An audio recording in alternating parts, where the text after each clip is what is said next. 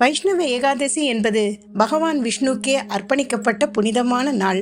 இந்த நாளில் விரதம் இருந்து பக்தியுடன் திருமாலை தொழுவது ஆன்ம சுத்தியையும் புண்ணியத்தையும் தரும். வேதங்கள் கூறுவது போல திருமால் எல்லா நிலைகளிலும் எல்லா இடங்களிலும் விளங்குகிறார். அந்த தெய்வீக நிலைகள் 5: பர, வியூக, விபவ, அந்தர்யாமி, அர்ச்ச நிலைகள். பரநிலை பார்க்கடலில் ஆதிசேஷன் மீது ஆனந்த சயனமாக விளங்கும் பரவாசுதேவன்.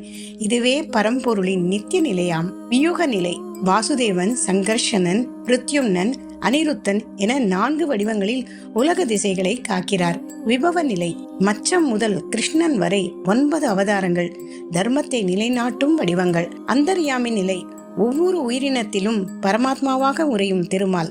அர்ச்ச நிலை கோயில்களில் நாம் தரிசிக்கும் விஷ்ணு சிலைகள் அர்ச்சாவதாரம் எனும் திருமாலின் வாழும் வடிவம். இவ்வாறு 5 நிலைகளிலும் எங்கும் அருள் பாலிக்கும் திருமாலை வைஷ்ணவ ஏகாதசி நாளான இன்று பக்தியுடன் வழிபட்டால் மன அமைதி, செல்வம், புண்ணியம் அனைத்தும் பெருகும்.